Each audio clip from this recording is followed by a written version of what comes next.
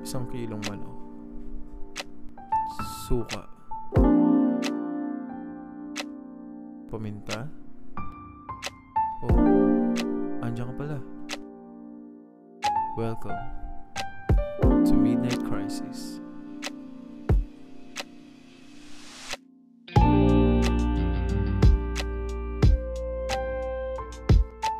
Okay, what's up guys? So, another podcast from Midnight Crisis. So again, this is Jabez or Badges, and this is my friend Sign right here. What the frick are you doing, bro? So Dancing. so this is our Dancing. second recording, second podcast. Episode. Yes, sir. Yeah. What's up? Very very Okay. raspy Yes, voice sir. today. Bakit kaya? Ano ang lore? Bakit ka raspy Yeah, voice? Parang bagong gising ka lang. Check Ano nyo. meron? Okay, shoutout nga pala sa Blue Ridge. Blue Ridge sa Baguio. Amparo, I think Amparo, parang ganun. This is like a cabin right here. Sobrang cozy, man. Sobrang lamig. I'm so sorry. I guess yun yung lore, right? Yung lore reason kung bakit ka ganyan. Man, look at this. Sa Uh, audience natin. sa mga audience, sa mga may video, Hot. may tissue, si Javis, Hot at water. may hot coffee. Hot water. Yeah, hot It's water. cool and shits. Oh, yeah, no. Prepared. Matuloy lang to. Okay. So, tiisin nyo yung maririnig yung singa-singa, yung mga I'm so sniffs sorry. ni Jabbers dahil malamig. Yeah. At least nakarelate ka na sa akin, di ba? And, Kasi dito rin. Tatlong layers ako right now, I think. Ayan, no? Kung nasa mga video. Dahil dito, sa Pilipinas. Sa Baguio. Pilipinas? Baguio. Nasa Baguio din ako, guys. Nasa Baguio din ako. Malamig din kasi sa Baguio. Pero ito nakakatawa dyan eh. At least alam nila na sobrang raw ng videos natin. Na makikita ko sisinga ako sa audience. Oo nga. Pag minarinig kayo biglang tumahimik si Jabs, alam nyo na yun. Ibig sabihin, sumisinga siya. And kapag narinig nyo yung singa niya, pasensya dahil matulis ang tunog ng singa. Okay. Ang sakit mo suminga, by the way. So Parang walang laman kasi ako pag sumisinga ako, alam mo, like, yung tunog niya, may laman. Diba? Kumbaga parang siya, parang, basta di ko magawa yung sound. Pero yung singa mo parang, gumagasgas yung ilong mo. Katulad ngayon, nag-mute siya, suminga. syempre. Pero yun yung tunog ng singa mo, parang, zzz, parang ganon. So, masakit ba pag sumisinga ka? Kunyari pag may sakit ka, kasi parang yun yung tunog niya, parang walang laman.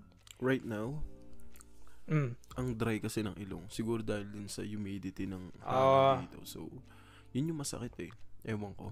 Parang, basta ito yung, kung alam, lahat naman tayo nagkakasipon eh. And lahat tayo nagkasipon na. So, yung pakiramdam na barado siya. Tapos pag sininga mo, walang lalabas. Pero kusa siyang tutulo. Yung, yeah. Yeah, yung ganun, yung runny nose sa sipon, right? Yung nakakainis. Okay, I get it. We get it.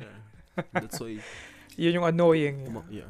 kumain ako ng candies na menthol para mag-open. At least ito open, ito siya, like, barado.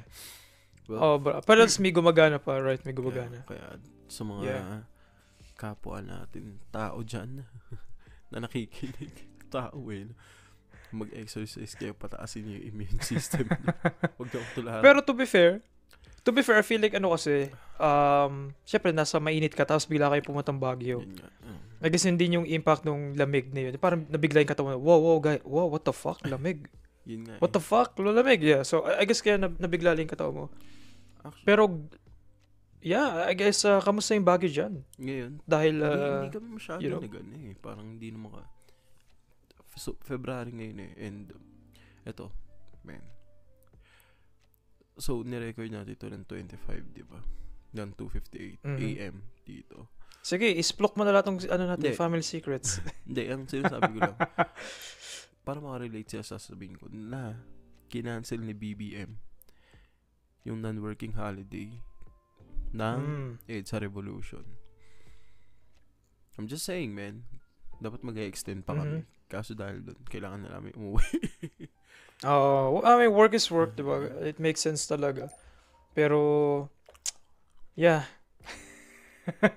Yeah, walang choice eh. Pero, kung gusto nyo, magstay pa ba kayo dyan na mas matagal? Dapat. Kasi ang cozy as in, kapag siguro nagkaroon tayo ng, kunyari,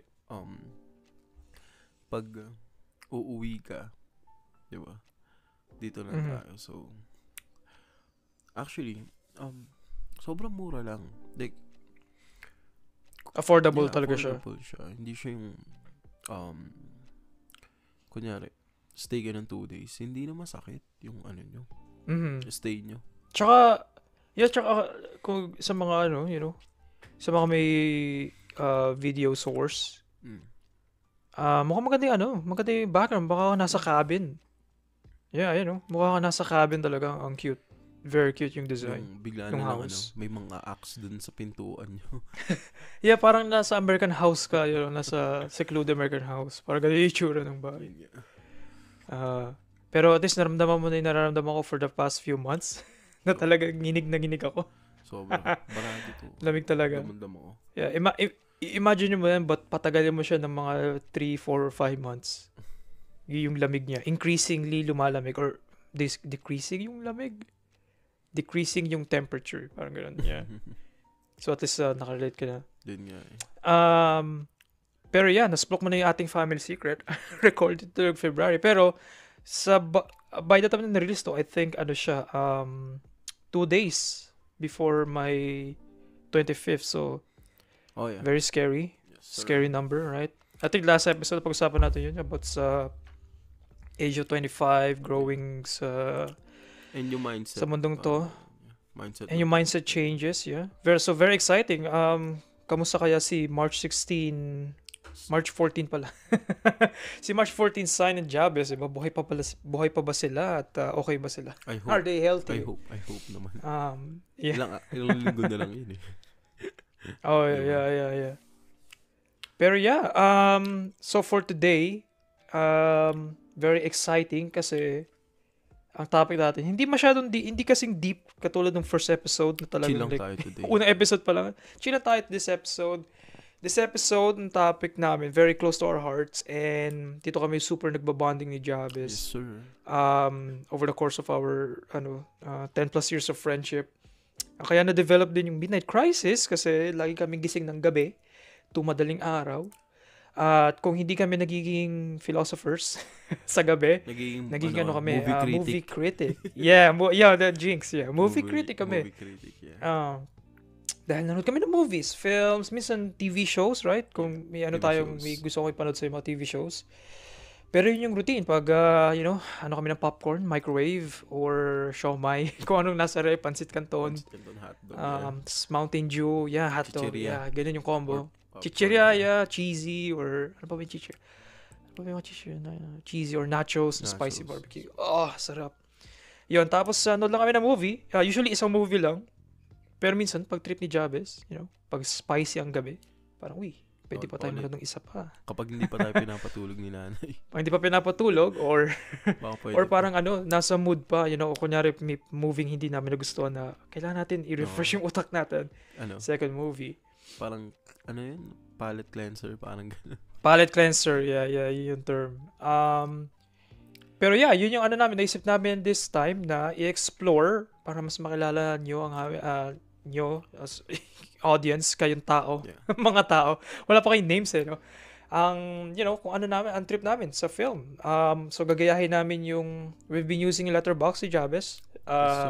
And mas active na kami this year compared before na nasa notepad lang yung aming movie list. Yeah, I remember like kapag gusto ko ng movie, parang ipiping kita or chat kita recommendation ng movie. Pahingi ako ng list.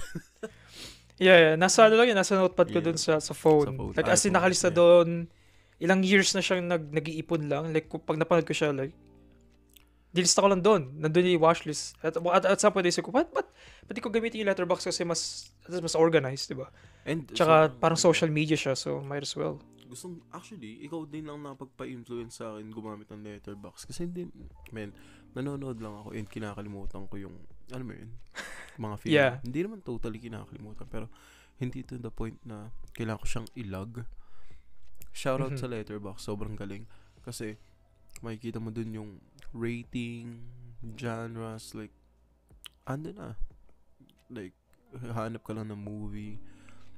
Makikita mo kung ano yung insights ng ibang nanood nun. So, I mean, may mga spoilers, syempre. Pero, hindi naman yun eh. Ang ano nun is parang i-diary mo. Kung nag-start ako ng January, and then, diba? Yeah, maganda siyang start. Yeah. At least this year yun, diba?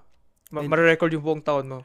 And I think, ilang movies na rin ako nalag dun. Like, as in, dumating sa point na nakakadalawang movie ako a day. Yo. Diba? So, that's good. Yeah. Sobrang nakakaano siya. Inspire, nakaka-motivate siya. Kasi matutuwa ka kasi pag binalikan mo yung list mo, makikita mo na, ay shit, ilang movies na ako, di ba? Yeah. Kapag nakita mo yung progress mo, tapos nagre-review ka. Nire-review mo yung movies. Oh. Yeah. I mean, kahit sobrang walang kwenta ng ano. One word ka lang, no? Cool. Yeah. Or yung quote ng movie. Ganun. Cute lang, ganun. Pero nire-review mo kasi I think yun yung different ng philosophy namin ni Jabez. Ako kasi, ang ginagawa ko lang sa Letterboxd, either nilalag ko lang siya as watch or watch and like. That's it. Parang, ewan ko, may weird thing kasi pag lalagyan ko siya ng star, yung mga pinapanood ko, kasi parang ang fresh pa niya sa akin, so, ewan ko, kung intention ko talaga like i-reviewin yung film as reviewin, doon ko siya lalagyan ng star, pero usually kasi, gusto ko lang ma-entertain or ang idea lang kasi lang, kumbaga hindi ako ganun, kumbaga pag lalagyan ko ng star yung papanoorin ko, very critical ako, like titry ko maging as objective as possible basically, Yeah. you know. Usually gusto ko lang mag-chill, enjoyin ko ano man yun. So usually nilalagay ko like ko lang or binood ko lang. Parang yung rating. Ikaw, naglalagay ng stars, right? Yeah, naglalagay talaga ako as in. And parang kasi doon malalaman and parang matutulungan ka niya na kasi kapag nanonood ka ng movie, syempre, minsan nadadala tayo ng emosyon natin eh. Like, kunyari, nanood ka ng something na action. Nasa mood ka na manood ng action. So, parang, nakukuha mo yung gusto mo. Pero, ang tanong, magandang movie ba siya? Diba? So, kapag nag-letterbox ka, like, parang, trinay mo, i-dissect yung movie, trinay mo, i-review sa sarili mo, parang may realization ka na, maganda ba talaga siyang movie? Di ba? No, that's true, yeah. Parang mapapaisip yeah, may point. ka. Kapag nabibigyan mo ng bigat yung hindi lang siya, maganda hindi. Nabibigyan mo siya na parang number. Yun nga. Or at least ng parang Rating na may scale mo siya objectively at least. Hindi objectively na like parang kasi talagang foolproof, pero at least mabibigyan mo siya ng number, you know. Yeah. Parang at a glance may kita mo na okay, 3 out of 5 siya or 5 out of 5 stars. Yeah. Like, whoa. Yeah. May sense ka naman. I guess ako like personally, like, ano lang ako. Logbook. Yung pinaka parang logging lang. Yeah, basically logging. And doon na pag may heart siya, pag nilike ko siya, ibig sabihin, ibig sabihin may something here. Pag watch lang, either I hate it or okay lang. Parang ganun yung rating ko so far, like personal rating ko. Alam ko na like parang frown upon siya sa Letterboxd community. Wow, may community Letterboxd. Sana all. Sa mga cinephiles. Like usually dapat may rating. Pero ako personally, I just enjoy yung movie, and pag in the moment, pag nag-rolling credits and na-feel ko na parang okay lang siya sa akin. So naka-watch lang siya sa akin, hindi siya naka-like. Parang nakailang movies ka na nalag? Di ko pa na-check actually eh. Di ko pa na-check, pero I think baka less than 50. I think for sure less than 50 kasi usually one movie per day lang ako. And yeah, isang movie lang para hindi oversaturate utak ko. You know, pagbibigyan ko yung utak ko mag-rest dun sa movie. Kasi sometimes may movie na recently pinanood ko yung The Brutalist, right? 3.5 hours siya na movie. Grabe, sobrang sobrang haba niya. Pinlano ko pa yun, binilang ko pa yun.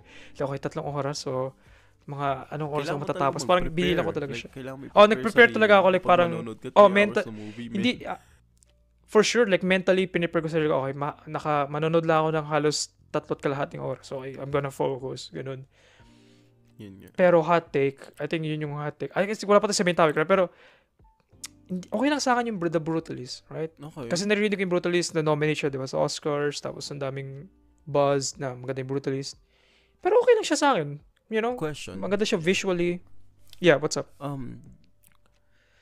Napagod ka ba sa movie na Brutalist? Like, kasi yun isa yun sa sa day, kasi sinabi mo, di ba? 3 hours movie, di ba? Yun yung length. Syempre, man, kahit maganda yung Schindler's List, ganun siya katagal. Nakakapagod eh. Alam mo yun? No, I get it. May films na mahaba siya, right? And may mga ganun kahabang films na hindi siya nakakapagod. Kumbaga like parang dire-diretso lang. May ibang film. I think yung Schindler's List kasi, to be fair, yung story kasi ng Schindler's List, nakakapagod din emotionally. Mabigat talaga siya. So at one point parang, oh my God, please let it end. Parang ganun. So I get what you're saying. Pero sa The Brutalist kasi, masasabi ko mabigat din siya sa story-wise. I think marami nangyari dun sa character. Na medyo dark shit. Okay. Dark shit. Na medyo like parang pretty depressing. Pero I guess in the moment, ano na talaga ako like nakikita ko yung merits ng film pero hindi lang ako emotionally tinamaan, parang ganun. Kumbaga, nakikita ko siya on paper na this is good on paper. Pero emotionally sa akin like parang it's okay. So, parang ganun. Parang hindi ka masyadong hindi mo totally nag-invest pero hindi ka na immerse doon sa movie. Na immerse.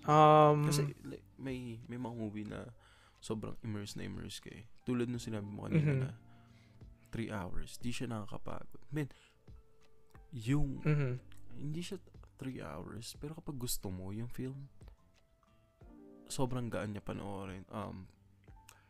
Back to the Future, for example. Back to the Future. Oh, yeah. Pinanood ko yung 1 nun. Di ba, remember, lagi mo sa akin sinasabi, that's your favorite film. Tapos, parang, yeah. Tinatry ko siyang panoorin. Pero dahil yung setup ng movies, hindi ko trip. Kasi, I think correct me if I'm wrong, 1980s ba siya? 1990s ni-release? I think mga 1980s, yeah. 1980s, di ba? I think mga 1980s. Man, parang hindi ko siya vibe dati na manood ng gano'n. Tapos, nung pinanood ko siya, kasama ko pa yung anak ko. Sabi ko, what? To the point na dalawa na kaming nanonood. Di ba? Nice! Pati siya, din? Gusto nice, okay. That's great. Great Scott, man. Great. Great talaga. Great Scott, yeah. No, yeah, I feel like it's good. It's good to hear. Kasi, yeah, we'll go on sa main topic, right? Pero like, segue lang sa Back to the Future. Ano siya eh? One of those films na timeless, you know? Yeah. And masarap ma-validate na yung bagong generation, right? na-enjoy pa rin yung ganun na yung ganung films. Kasi may fear na may mga ibang films na you know, hindi nakakagat sa generation. Sa mga susunod, mga next coming generations, right? Yun yung fear doon. And so, masarap lang pakinggan na like, ano pa rin, you know. May mga films na stood the test of time basically. Kahit anong era mo siya panoorin, nandun yung quality niya, hindi siya gagalaw.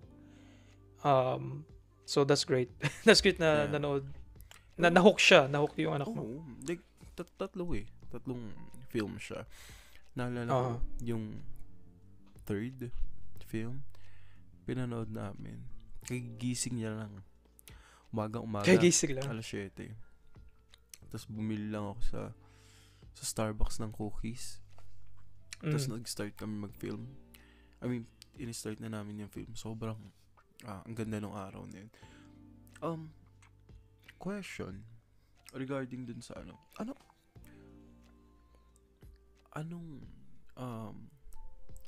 what makes a film a good film? Like, ano ba dapat yung meron para masabi mong yung experience mo dun sa film is maganda? Like, kunyari, tulad sinasabi ko, may kasama akong anak. So, iba pa rin. Diba? Iba yung joy na nabibigay niya. Sa writing. Kasi, bro, alam ko, ikaw, critic ka talaga. Like, kilala kita. Gustong-gusto mo. Men, Well, hindi ka takot magsabi okay. ng trash yung isang film. Yun, ganun kayo. Well, in private, I guess. Like, kumbaga pag in the moment, right? Pero yun yung, okay, may very great question. I feel like, duman tayo sa critic part. I feel like, meron ako strong opinions, right? Na kaya kong sabihin sa people, Yeah. sa mga kasama kong manood. Pero, ang problem kasi sa akin, I feel like, yung, I guess kailangan ko ewan ko kung ba't nafe-feel ko to, pero, kaya kong magkaroon ng ganong strong na conviction, pero para sa akin hindi pa rin siya official critique. Hindi critic, Okay. critique. Kumbaga Okay. parang, oh yeah, I feel like either, maybe sa akin sa perspective ko, gusto ko either kung magiging ganun talaga ako, critique talaga, or critic, na magki-critique ng film. Words are weird. Yeah, I feel like gusto ko either gawin siyang written or gawin siyang video essay sa YouTube, parang ganun, kumbaga pagugugulang ko talaga siya ng panahon. Dadissect mo siya. Like, Dadissect talaga, ganun.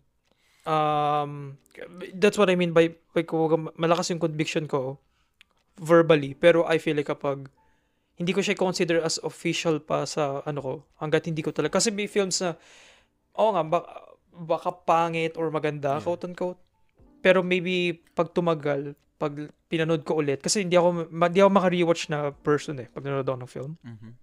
Usually, pag pinanood ko siya once lang, papanoorin ko siya kapag may kasama akong hindi pa siya napapanood. Yeah. Ganun, doon lang ako magre-rewatch ng film or ng TV show. Hindi ako yung person na, okay, tapos na. I guess ang only show lang yata Friends. Man. Yung kaya kong i-rewatch, right? Kaya kong i-rewatch, pero hindi ko ewan ko, may mga bias ako, I guess, mga ganun Friends, or I guess Friends lang, or minsan SpongeBob episodes. Pero usually, like, Speaking of pero Friends, other than that, like, wala akong ni-rewatch, right? Yeah. Speaking of Friends, sobrang, ang ganda nung film na yun. Ang ganda nung series na yun. Diba? Like, parang, yeah, ang fun niya, I guess, naging childhood ko rin siya. And, bro, naalala ko dati, I think grade 6 tayo. Hindi ako magaling, hindi pa ako nakakaintindi ng English. Kasi syempre bata hindi ko naman kinalakihan bata pa, yeah. yung English language. Pinapanood ko siya. Overtime, ikaw, si nanay, di ba, paborito ni nanay yun. Di ba, kayong dalawa. Overtime, parang nai-enjoy ko siya, i-enjoy. Hanggang sa time na magdi-dinner tayo, kailan 2-3 episode per night ang papanoorin natin. Yeah. And at the point before, wala pa kaming Netflix, I think. Like, parang bumibili kami ng DVD. Bro, yeah. Blu-ray, CDs, diba? for sure, yeah. Naghihintay pa kami ng, sa Circle C, kung alam niyo yun, guys.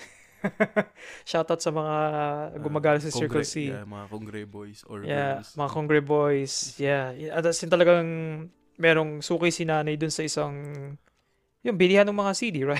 Yeah. Ininintay namin yung kasi ino-order pa daw. So, like parang babalik-balik namin. Hanggang saan buo namin yung buong season. Yeah. Yung season 1 to, ba? Ilang season ba yung Friends? 10 or 11 seasons? Oh my gosh. Fake fan ako. Fake fan. Pero yeah, like parang basically yun, nabuo siya, right? So, paulit-ulit lang yun sometimes kapag kumakain, Yeah. Dahil dati wala talaga Netflix before, hindi kami nag-Netflix Wala talaga as in. Pero yeah. ito na Yun yung umuulit-ulit habang kumakain ng dinner.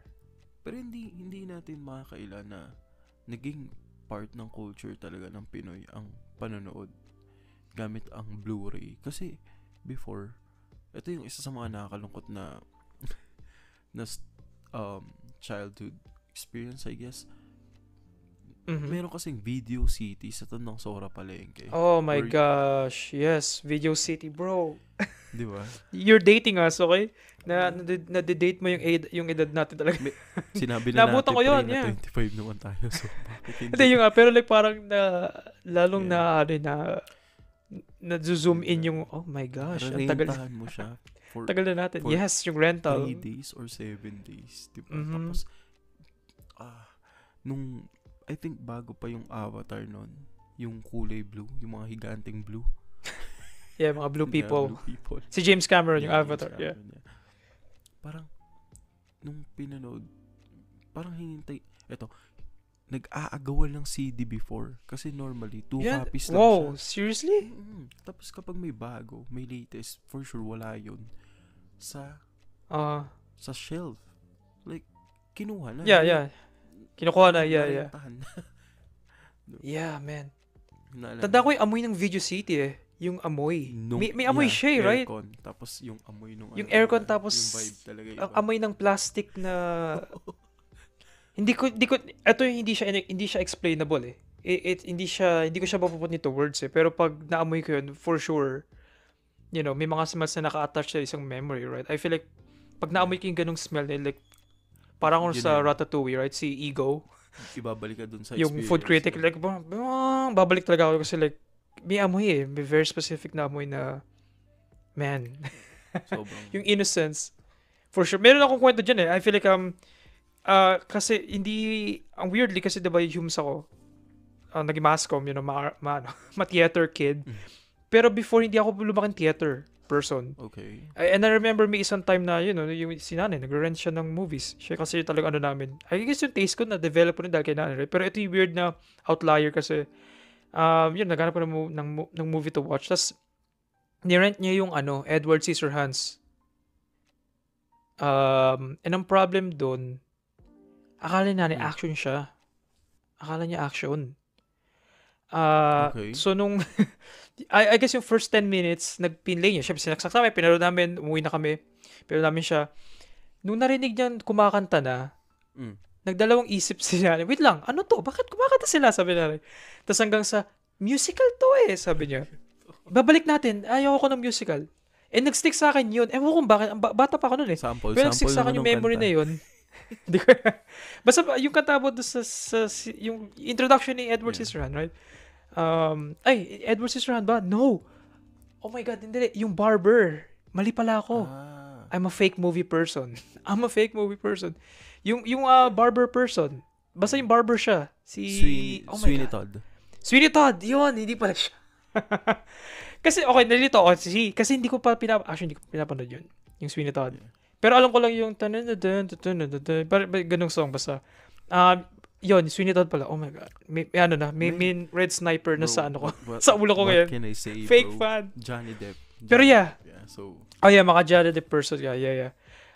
Yung filmography niya, fan ka. Pero yun, man. Yun yung yun yung yun yung nag-stick sa akin yung memory kasi, ewan ko, nag-stick sa akin na, ayaw niya ng musical. Bakit kaya? Kasi gusto ko siya bigyan ng shot dati. Pero di ako nabigyan ng shot. Pero maybe kailangan ko siya panoorin ngayon ulit. Yeah. Kasi parang, I feel like kailangan ko mas mag pa sa musicals, right? Mali mo, pag pinanood mo ulit siya, parang yung sa Ratatouille, yung babalik ulit. Pero mako-continue na yung memory. Kasi like parang makikita ko na kung ano nangyari susunod. Yeah. Ang solid. Pero, yeah, ayun. Ang haba ng preamble natin. Kasi meron kami main topic. Nag-reminisce na kami. Okay, we're old people. Nandun kami sa rocking chair. Okay, imagine nyo lang ganun kami. Nasa rocking chair kami ngayon. Ni-imagine namin yung good old days of 2009 and 10. Mga ganun. So, okay, mga movies, right? Very, very light story. Very light na episode. So, ngayon para may direction yung aming episode ngayon, isip namin, maghukay ng aming letterbox. Dahil nabanggit ko yung letterbox kanina, right? I-share, i-reveal ang aming top 4 favorite films of all time. I feel like, kung malalaman nyo yung top 4 namin, mas makikita nyo yung personality namin. Kung mabait ba kami tao or psychopath kami. Maybe, diba? Kasi actually, maybe, you'll see. Fair. You'll see. Yung taste namin, kung kami ba yung mga normies or fellow cinephiles, right? Yung mga ganun term so, I guess, let's get started, 30 minutes in. Let's get started 30 minutes in. Dahil 4 lang naman siya, I feel like pwede nating pwede tayo magpalit-palitan, right? Sure. Kung para at least hindi isang bagsakan. So, bato-bato pick tayo kung sino mauna. Oh, no. Kasi sino mauna mag-share. Go. Okay. Wait lang. Paano? Ano ba, bagsakan or bato-bato pick tapos Bato-bato ano? pick para ano? Bato-bato. Sa pick ba lalabas or pagkatapos ng pick? Bato-bato pick or bato-bato pick? May delay? Hindi ko. Or bagsakan? Bagsak na lang. 1, 2, 3. 1, 2, 3. Wait lang. Hindi tayo sa... You're cheating. Bato-bato pick na lang. Bato-bato pick na lang. 1, Bato-bato pick. 2, 3. Bato, pick. Come on, man. Okay. Ikaw na mauna ka. Hindi. Committed na tayo dito. Wala nang ulo. Fine. Okay. Bato, pick. Ano yun? Scissor? Yeah, scissor. Okay, isa pa. Bato, pick. Ayoko na. Wala nang iyan. Last one. For sure may tatama. Bato, pick. Oh. Okay, alright. Ako yung talo ba yung mauuna? Hindi. Okay. Yung panalo yung mamimili. Very entertaining sa mga audio only. Dahil hindi nila na... Imagine niyo na lang. Imagine nyo lang twice kami nag-scissor and nag-rock. Tapos sa pangatlong round. Pangatlo ba pangapat? Nag-rock ka na tapos ako yung nag-scissor. Okay. Yeah. Tumama sa akin scissor.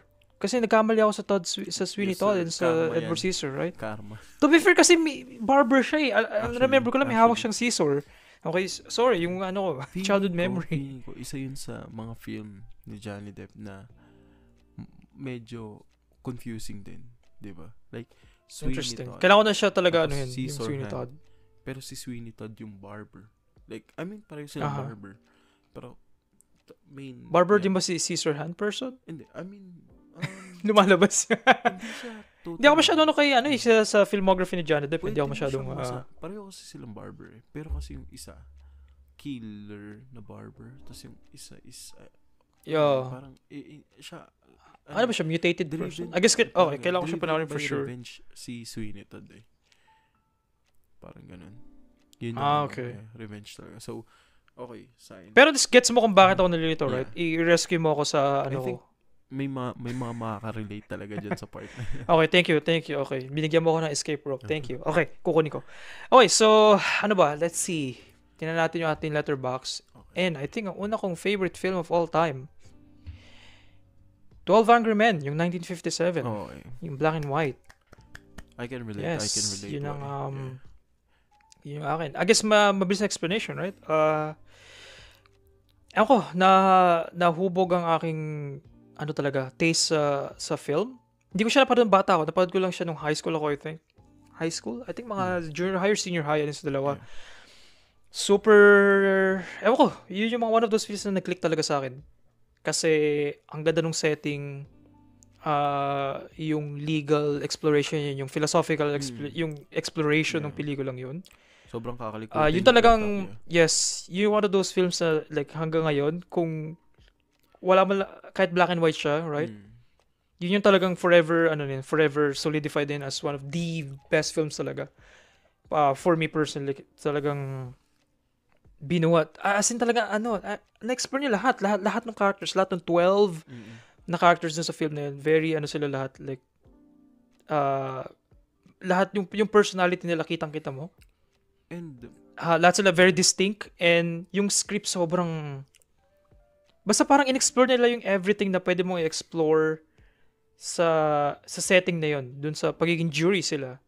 Na-challenge lahat nung beliefs and yung moral code, yung moral compass nila. Yung moral talaga, like... Yeah, yung morality. Yun talaga. As in talagang... And nagawa yun sa isang room lang. Or at least tatlo, kasi yung first scene nasa court sila, pangalawa na doon sila sa main room, tapos pangatlo sa bathroom. I guess pang-apat, right? Doon sa ending. Parang spoilers. Makikita mo talaga. Lumabas sila sa labas. Oo. Makikita. Pero other than that, sobrang... Grabe, wala. Taas kamay ko. Marami mga good lines. Kaya laging pag sinasabi ko, it's possible. It's possible. Yeah. Kasi like, yun yung one of those catchphrases ng film na yun eh. Basta, it's just such a good film. I think simula nun, yun na yung style ko, right? Pag umano ko ng mga short films or mga ganun, or pag susunod ng script, usually parang ang challenge ko lagi sa sarili ko, how can I write this na nagre-revolve lang sa isang room or sa isang location I think doon na ako yun yung parang naging chance sa akin talaga. Dahil doon sa pelikulang yun, ang daming pwedeng magawa sa very limited na setting. Yun nga. May tatandaan pa ako about dyan sa 12 Angry Men. Kasi pinanood ko siya. Kasama ka. Diba? Like tayo. Oh yes. Yeah. As in talaga kinulit kitang panoorin mo yun for sure. And Yeah. then, ang nangyari is parang paano ba to? Umiinom pa tayo ng MP coffee. Yeah. At coffee ba yun or wine yung ininom natin? Parang ganun yata yun. Emperador na coffee flavor. Tapos na feeling gentleman or something na kasama dun sa jury, hindi ba? Diba? Yeah, on the rocks pa, diba? On Yeah. the rocks pa siya, like parang As in talaga na yung vibes talaga yung nabenta natin dun. pero ano yung pinaka tumatak sa'yo na scene dun sa movie na yun? Like, kapag I think nahook ako dun sa scene nung nilabas si Juror 8, yung bida. Parang kikilabutan ka, yung ganun. I think I still remember yung scene na yun, yung I think yun yung turning point ng pelikulang yun eh. Kasi like up until that point, like parang engaged na ako agad eh. Like yung pumasok pa lang sila sa loob. Tapos parang si Juror 8, like nag-iisip lang siya. Tapos at sila nag-cast ng vote, lahat yung guilty. Tapos siya like parang hindi. And ang reason niya, let's talk about it. Pwede ba natin pag-usapan muna to before natin siyang gawing guilty? Kasi, you know, like parang at least, yun yung ano yun, deserve siyang pag-usapan. Explore lang natin, okay? So, I guess naging turning point sa akin ng pelikula na, oh shit, lock the fuck in. Yung time na nilabas niya yung knife. Yung nilabas niya yung knife. I think yun din yun, yung pinapanood mo siya, tinitigan kita eh. Katabi ka, tinitigan kita, like parang, okay, yun na yung knife. Kasi I feel like at that point, like, whoa, okay. Kasi nagbago na lahat eh. Kasi ano siya, meron na siyang, kasi initially, akala mo ano lang siya, like parang, you know, gusto ko lang mag-ask ng questions, pero going in, may doubt na siya agad. Sa first scene pa lang, siya yung parang nag-iisip eh. Parang hindi siya sure. To the point na tinry niyang mag-investigate outside doon sa, ano niya, sa, ano ba, hindi mission. Walang word. It's escaping me. Anong word? Sa jurisdiction niya. You know, kasi ang jury, bawal mag-investigate. Kailangan lang ano mo lang yung evidence doon sa court. Makinig ka lang. Yun lang yung i-take into consideration mo. Pero, ayun, like, kasi walang inano niya, yung iconic scene, yung tumayo siya, tapos, wapak! Yun eh, parang, okay, this is great. Yun agad, parang, okay, this is amazing. And yun, nag-continue yung film. I think doon ako na-hook. Yun yung parang nag-stick sa akin na memory talaga na, okay, iba yung script na to. Iba yung, ibang kalibre yung storytelling niya talaga. I think, ano siya, deserve panoorin. Like, for sure, as in, for sure. Mga listeners natin, or watchers, viewers na I think ano siya, 12 Angry Men is one of those movies na dapat mong ma-experience panoorin. Yes. Especially kapag for sure. May question ka sa kung paano ka sa decision making. Kasi naalala ko ano siya, like hindi siya yung typical na movie na mag-ano ka lang, manonood ka lang. Hindi. Talagang kahit na black and white siya, hindi pa maganda yung audio, kailangan talaga, naalala ko, pinilit kung may magkaroon ng subtitle yun kasi ang hirap nilang intindihin eh. May accent talaga sila, pero nung may immerse ka eh. May immerse ka talaga.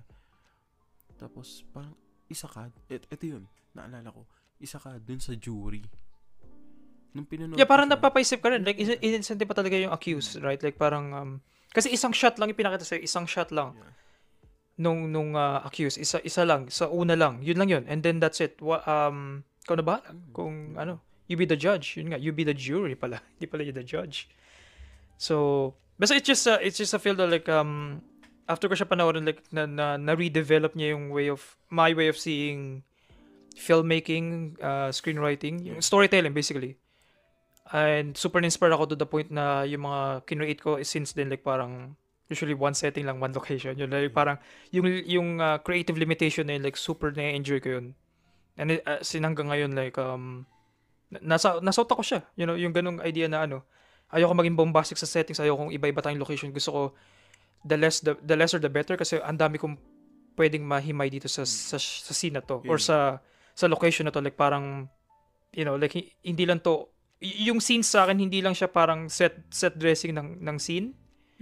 Parang we could use yung scenes kung nasan yung characters to like, yung characters na magre-react sa location, hindi the other way around. Parang ganun. So, I guess yun yung akin. Kaya super, man, yes, you bunch of bleeding hearts. Kasi talaga, yeah, it's just a excellent film. 12 Angry Men. Yung 1957. Di ko pa napanood yung 1997, yung remake. I think ni-remake nila. Di ko pa siya napapanood. And parang ayoko siya panoorin. I think okay na yun. Gusto ko lang makip ko yung memory nung 1957 din. Like, yun yung one of those na, eto lang talaga, I'm sorry. Maybe mas better yung 1997, Pero like, eto na yun. Eto na si Henry Fonda na yung juror talaga. Juror number 8. Siya na yun sa akin. Sana anong tawag dito? Anong term yun? Revive ba ang tawag doon? Or remake? Hindi remake eh. Remastered. I don't know. Remastered. Yeah, like, maybe pwede kasi kulay, I think, ewan ko. Ako like, medyo ako maka-preservation akong person. I feel like okay na siya. Like, I mean, yun nga sabi ko kanina, kahit black and white siya, maraming tao na off-putting yung black and white na parang luma naman. Hindi, ang daming pelikula na black and white na like, yung story yung bumubuhat sa kanila. Kumbaga like parang, yun lang yung limitation nung nung era na yun. Dahil wala pang technicolor, wala pang kulay. Yeah.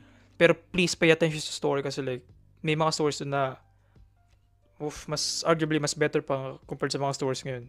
Or yun yung naging pundasyon ng mga stories na sinasabi ngayon. Yun yung akin. Basta parang siya. Parang subtitles lang, right? May mga taong ayaw manood ng foreign films kasi magbabasa ako. Pero like, but just stick lang, just tiisin mo lang yung pagbabasa or yung black and white. For sure, marami, bagong avenue ng films yung kaya nyo ma-explore if tanggalin nyo lang yun, I guess. Yeah. So, Tama. Ayun. I guess ikaw naman, like anong mo? Okay. Ako, kasi, paano ba sasabihin to? Gusto ko yung mga film na parang may honor, valor, ano mo yun, self-sacrifice na film. So, ang paborito kong film, or one of my 4 is Barney, pre. Joke. Barney film. Okay. Hindi, yung psyche mo nakikita ko na. Joke lang. Very philosophical person. May nakikita kang deeper meaning behind. Ang hirap eh. Paano ba? Nagtatali yung utak ko eh. Okay, sige. Saving Private Ryan. Saving Private Ryan. Okay, excellent choice. Yeah. Saving Private Bakit siya naging top 4 kasama sa top 4?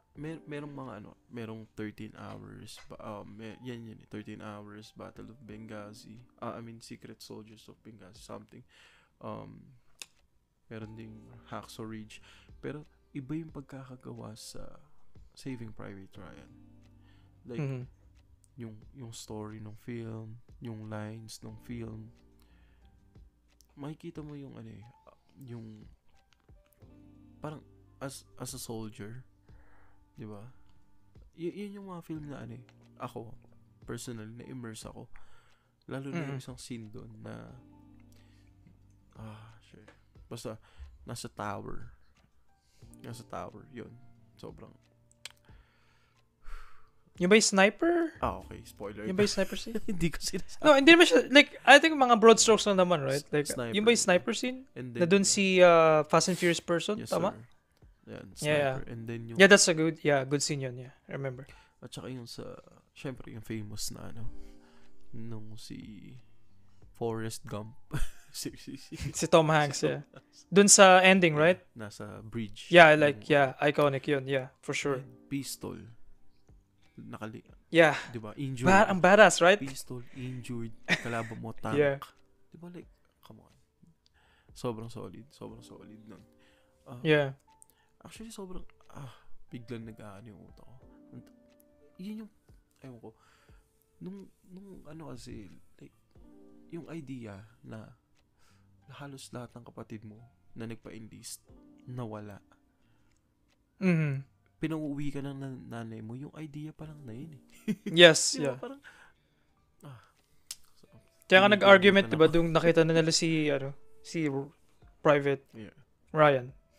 Saving Private Ryan. Yung nakita na siya, parang ayoko umuwi. Ayaw niya. Diba yun yun? Yung parang, yeah. Ayaw niya. And parang parang ang unang reaction na, parang nabastusan sila. You know, like parang, we came all this way for you, tapos... Ayaw mo umuwi. Umuwi ka. Parang gusto mo bang mamatay or something, di ba? Parang meron ka man death wish. Tapos parang... Yeah, malaking testament kay, kay Steven Spielberg. Sobrang excellent filmmaker. Yun nga. And parang, sobrang galing din ng... daming sikat na, doon, na artista or actor, diba? Na, ewan ko, minsan kapag star-studded ng film, minsan hindi siya nag-work. Na nawawala immersion, right? Yeah. I feel like gets ko yung sinasabi mo kasi parang lahat sila sikat na artista, so... At saka lahat sila, alam mo yun, parang hindi mo alam kung ano yung pwede na lang i-sacrifice sa film. Minsan, ginagawan sila ng scenes na para ma-highlight sila kasi sikat sila eh. So, kung maraming highlight yung film sa iba't ibang tao, ewan ko, parang hindi rin, parang pinipilit yung highlight. Gets mo? Dun sa actor na yun. May mga scene na gano'n eh. Pero dito sa like, ewan ko. Or bakit magaling lang talaga silang actor. Di ba? No, tama ka kasi parang yung actor hindi siya detrimental dun sa story. You know, kumbaga parang nai-immerse ka. Hindi mo sila nakikita si Tom Hanks or si sino yung person. Bakit nawawala yung mga names ngayon araw? Yung si kaibigan ni Batman. Yeah. Si si D. Oh my D, gosh. D, Ba siya si Ryan guy. Si Ryan guy. Nawala yung names sila. Oh my goodness. Si Jason Bourne. Basta guy, yeah. Kumbaga like parang hindi mo sila nakita as the actor, nakita mo sila as the character. Kasi at that point, like parang yung execution, yung script, yung direction, nag-blur na, nawala na yung actors. Kaya nga I feel like, yeah. Kaya, gets ko sinasabi mo kasi may risk na, ano ba, yung mga film ni The Rock, right? I feel like if mapanood ko si The Rock sa serious na drama film, hindi ko na siya ma-remove sa mga older films, Jumanji, Journey to the Center of the Earth, Red Notice, yung mga ganung film, hindi ko na siya matanggal dun eh. Ano? Parang na-typecast na siya as more than, you know, as hindi na kayang umalis dun sa mold na yun. Oh, yeah. Yun so, yeah. I feel like may mga ganung actors talaga. Yun yung fear, right? Na nakikita mo yung actors instead of the character. Yun nga. So, testament siya sa director and sa everyone involved, right? Na super immersed ka. Gusto ko tayo ask ng question. Yeah, sure. Bakit nag-gravitate ka sa war films? Kasi minilista ka kanina sa Private Ryan, Hacksaw Ridge. I think yun yung lagi ko napapansin sa'yo kapag gusto mo ng film, like nasa historical side ka, usually war times. Gusto mo laging soldier. Yun nga, sabi mo, may valor, may honor. Bakit yun yung vibe mong film? Ano yung nag-resonate sa'yo? Bakit yun yung doon ka nag-gravitate sa mga ganong types of films? Iba kasi, parang kung iintindihin mo, kung ilalagay mo yung sarili mo sa position nila, sobrang hirap. As in, hindi mo may imagine. Parang unfair na ilagay ko yun eh. Unfair na ilalagay ko yung sarili ko sa kanila. Pero dahil sa film, nalalagay ko yung alam mo yung position ko. Dun sa, parang nai-imagine ko na, what if sundalo ko? Diba? Kasi, ito ang nagugustuhan ko, lalo na kapag sobrang ganda ng film, na about sa war, yung story, yung reality, umuulan yung bala. Alam mo yun, like parang, any moment pwede kang mamatay. Yun eh. Matamaan ka lang ikaw ng bala. Diba? Mabaril ka ng kampi mo or something, makatapa ka ng landmine. Yeah. Pero yung kaya naiyak ako nung kay Tom Hanks na kasi pinilit niya na makauwi yung, diba? Makauwi sino to? Si Ryan. Yeah, Nawala din name siya. Si Private Ryan. Makauwi si Private Ryan.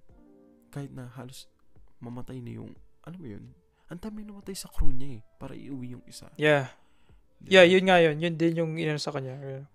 Pero like, sinabi dun sa character. Ganito yun eh. Ang question dyan, anong gagawin mo pag nasa position ka nila? Yun yung lagi kong tinatanong eh. Kaya, kapag nakapanood ako ng, especially yung mga, based on true story, yung mga mission nila, na talagang nangyari, Black Hawk Down, yan yung mga, talaga eh, yung nga, Battle of Benghazi, yun yung mga film, Hacksaw Ridge, yung mga film na alam kong based on true story, na kapag pinanood mo, paano, napapaisip ako eh, paano sila nakakapag-isip ng ganito? Kasi, sobrang, siya eh, knowing na pwede ka nang mamatay any moment, tapos iniisip mo pa rin yung kasama mo, iniisip mo pa rin i-save yung partner mo, di ba? Yung mission i-execute, parang selfless eh, di ba? Kaya sobrang eto pa, pinapanood ko, nanonood din ako nung, di ba nagkaroon lang tayo ng I think 4 years or 5 years ago, nagkaroon tayo ng Marawi Siege dito sa Philippines. Pag pinanood mo yung real footage, parang may iyak ka rin eh. Ewan ko. No, I get what you're saying. Yeah. May iyak eh. Like, parang yung mga asawa nila, tumatawag, nag-aalala. Yung iba hindi alam na nasa sila, di ba? So, ewan ko. Yeah. Kaya gusto ko ng ganun. Kasi parang nagkakaroon ako ng inspiration na okay, minsan mas may mahirap pang sitwasyon sa akin, di ba? Pero ginagawa nila yung tungkol yung duty nila, yeah. Kahit na ganun yung pwedeng kahinatnan nila, masasaktan yung pamilya nila kapag umuwi silang malamig na. So parang ewan ko, reality hurts, pero yun, kaya saludo ko dun sa mga taong kahit gaano kahirap yung sitwasyon nila, pinipili pa rin nilang gawin yung tama. Man, yun talaga. Doon ako sa mga ganun tao, saludo. Kaya gusto ko ng ganung film. Mga soldier films. Yeah, soldier films. Kasi selfless talaga. I feel like, I get you dun sa the aspect of like, yung risking yung buhay nila for others. I feel like yun yung parang theme usually ng I think yung Band of Brothers, yung the example. Brothers, yeah. Pero hindi siya movie series siya. Like, solid. Yeah, another solid na yung series talaga na yung Band of Brothers. yung bond ng mga characters na yun, yung war, hindi lang yung war yung nagde-develop sa kanila, kundi yung parang bond nila with each other. Nahasa din, I feel like, yeah. Sino ba yun yung character? Sa Winter's Band or something? I feel like yun naging super fan favorite kong character. I know medyo may niche fan base yung Band of Brothers, right? Pero like, or may fanfic fan base, parang ganun. Ewan ko, baka ibang side ng Band of Brothers na nakikita ko. Pero doon ako kay Ethan, hindi siya Ethan Winters sa Resident Evil yun eh. Basta parang something Winters or Ethan something. Ano sa dalawa? Basta may Winter. Si Winter Soldier. Super gusto ko yung journey niya. Sundalo din yun, yeah, see? Pero yeah, like parang I get you dun sa sinasabi mo about sa in sacrificing yung honor nga na may risk of death eh, right? Like parang it's a matter of life or death dun sa mga ganun usually na work, line of work. And I get you, yung parang ganun na yung nakuha mong respeto kumbaga dun sa mga ganung klaseng tao. I guess yun nagma-manifest siya outside the films then, right? Na napapanood mo. Yeah. I guess I get it. Yeah. Yeah. Ikaw, how about you? Like, so nabigyan natin yung first movie natin. Bro, mukhang magkakaroon tayo ng how about part 2. yung second? Kasi part 2. Kaya pa yan. Okay. I think meron pa tayo, no? We can speed things up kasi na-discuss natin yung second favorite ko. Back to the Future. Yung first one. The first Back to the Future. Yep. Ano siya? Childhood film. Yeah. Childhood film ko siya. Lumaki ako with it. Napapanood ko siya minsan sa Disney or sa Cartoon Network. Diba? Usually late na ako nagka-cable. Pa-high school na ako kami nag-cable. Pero yun yung laging umulit, every mga 8 p.m. ba o 9 p.m. Hanggang sa, na bumili si Nani ng DVD mismo sa Circle C ulit. Shoutout agad sa Circle C. And I guess gusto ko yung character ni Marty and Doc. It's a really unique na script talaga kasi hindi need ng explanation. Yun yung one of those films nabuhat siya ng both ng script and also ng actors. Kasi yung chemistry ni Emmett Brown and ni Marty McFly, ni Doc, si Michael J. Fox, tsaka si Christopher, nawawala yung names sa mga tao. I'm gonna get killed mamaya, okay, after this recording kasi fake wala na lahat ng pangalan nila. Fake fan ako. Christopher Lloyd, there we go, okay, pumasok siya. Sobrang, it's yung mga film chemistry na, it's one of lightning in a bottle, wala akong masabi iba. It's just one of those films para sa parang perfect. Perfect film. Funny siya. When it gets serious, pag alam niyo mag-serious, seryoso siya. Visual effects, and syempre yung iconic na DeLorean, time machine. I think yun yung one of those na naging pop culture, na siya, icon. Kasi talaga, it's a very unique talaga na takes time travel. And sa story, may incestual na implications, right? Hindi siya implication, explicit, nagkagusto yung nanay sa kanya. Yung nanay niya sa kanya. Pero like, nandun may heart eh. Parang, if you put it, diba? Nung kinis siya, parang, bakit parang hinahalikan ko yung kapatid ko or something? It feels wrong. It feels like I'm kissing my brother. Trust me. Makes total sense, diba? It's just a perfect film. What a film. It's just a action comedy, adventure, very hopeful. It's a part of love, my dude. And it's just one of those, super good. And knowing na yung antagonist doon from 1 to 3, siya pa rin. Yes, kasi pinili ko yung 1 kasi I think out of all of them, ito yung pinaka like parang I think you can pwede mo siya kunin. Pwede ko siya hawakan mag-isa. And siya na yun na yun, like parang hindi na siya magagalaw kung pangit, let's say pangit man kunyari. May alternate universe tayo.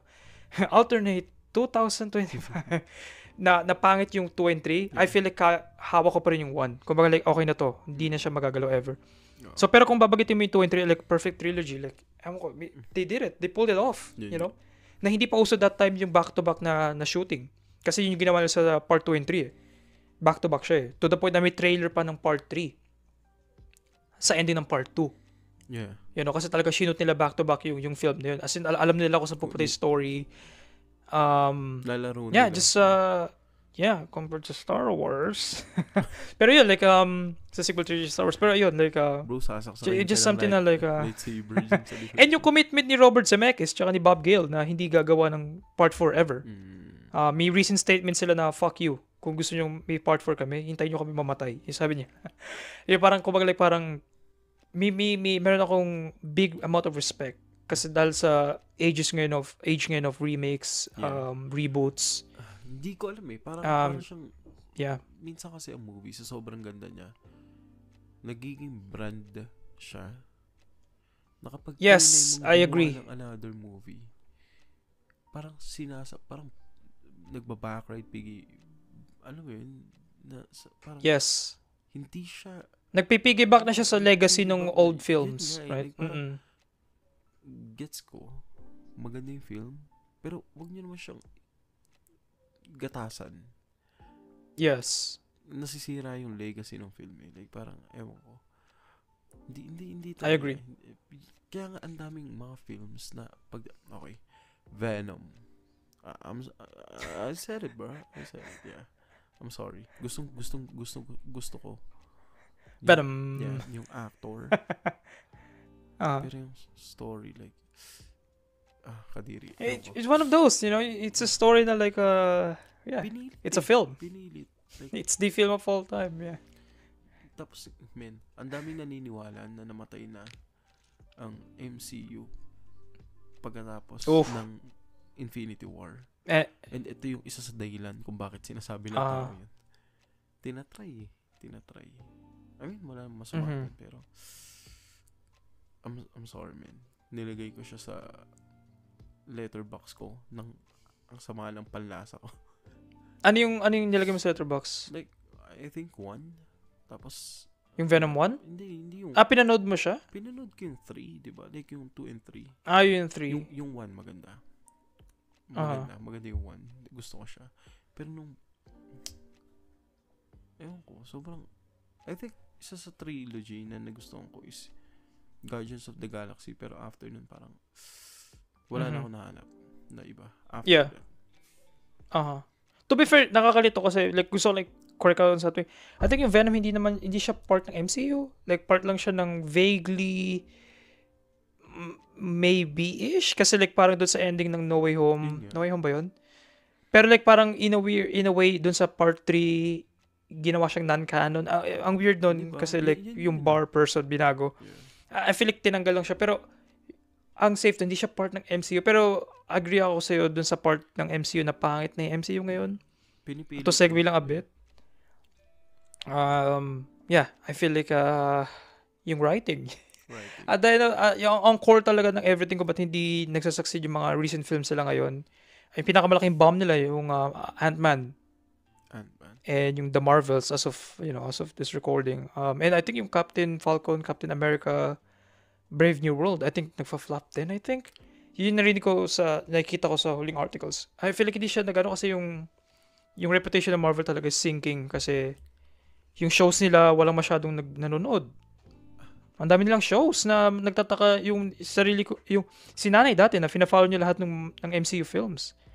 Na nagtataka, wait, may bago, ano to, Moon Knight? Ano to, Echo? Ano yun kuya, Echo? Po sa ano yan, parang character yan sa Hawkeye? May may TV show na Hawkeye. Parang, like, sobrang oversaturated na ng Marvel. Kailangan nila kumalma. Hindi nila kailangan dahil, lahat. Yes. And hindi lang sa yung writing din. Parang, kung ano lang yung masulat, you know? It's pretty sad. Pretty sad state. Feeling ko ito. Sobrang ganda na part ng culture ng Filipinong panonood ng movie. Pero right now, it's so sad na kapag nanonood ka ng movie, iilan na lang kayo.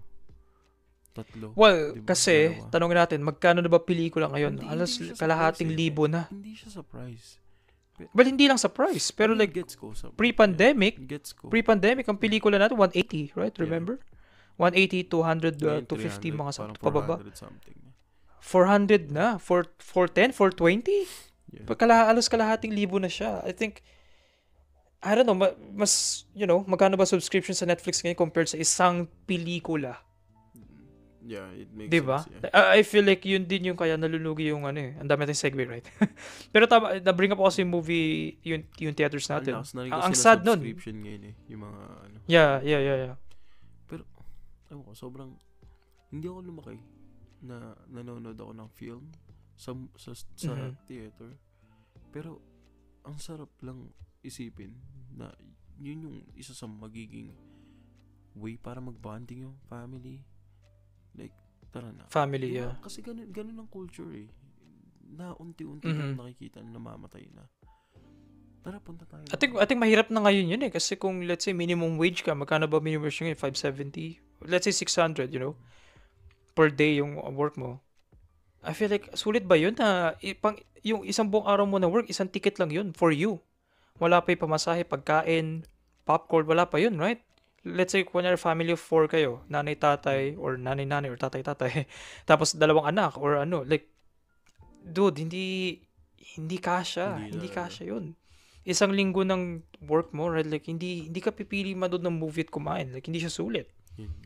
Dito na tayo sa bahay. Order tayo ng Jollibee, McDo, And mag-Netflix na lang. Hindi siya affordable. Mag-Netflix na lang, exactly. Mag-Netflix na lang tayo. Hindi na siya talaga sulit ngayon, yung pelikula. Kaya may MMFF ngayon, right? May yung pinakamataas silang, I think, as far as I know, correct me if I'm wrong, huwag niyo ako i-fact check. Fact check niyo ako dito. Pero ang alam ko is yung pinakamataas sila na yung pelikula ni Vice, right? Yung The Breadwinner. I think around, less 500 million pa baba? Significantly less compared sa mga, yung MMFF last year na yung Rewind. I think 1 billion ba yung Rewind? Hindi. Right, parang sobrang record-breaking Rewind yung kay Marian Rivera. Hindi ako nanonood. Tsaka kay Ding Dong. Hindi ako nanonood ng Filipino movies. MMFF? Ng Filipino movies. Ooh, actually, segue ulit. Ang daming segue. Naliligaw na tayo doon sa main road, no? Explore natin yan. Kasi, ba't kayo hindi ba't hindi mo tinatangkahilik? Ano bang word yun? Tangkilik. Ba't hindi ka Tangkilik. ba't hindi ka nanonood ng Filipino film? Yun na lang. What's wrong? Anong problema sa pelikulang Pilipino? Tangkilik. Pre, sabi mo. Ba't hindi natin Tinatangkilik. ba't hindi mo tinatangkilik ang pelikulang Pilipino? Oh, ayan. Bigyan niyo ako ng Thank you. ng Do I get a dito. gold star? I got a gold star. Thank you po. Thank you. Okay. Oh, ba't di ka nanonood ng Filipino film? Hindi, no disrespect dun sa mga gumagawa ng film dito sa Pinas. Ingatan mo yung sagot mo. Yeah. Isa to sa mga alam ko i-cancel ang podcast natin at hindi tayo makakuha ng Episode 2 pa lang, wala na agad. Magbabackout na lahat. Alam mo yung, Oh my alam mo gosh. yung meme na me and my bro after we parang gumawa ng business tapos kinabukasan may FBI na agad. Oh, yeah. Yeah. Well, sa atin NBI, right? Oh, so bakit? Okay. So, ang sobrang weak ng writing. Oh, bye-bye. Yun na yun. Bye-bye opportunity. Hindi. Yun na yun. Hindi, tas ito pa. May mga magagaling yung artista. Ito yun eh. Iba ang magaling sa sikat. Okay.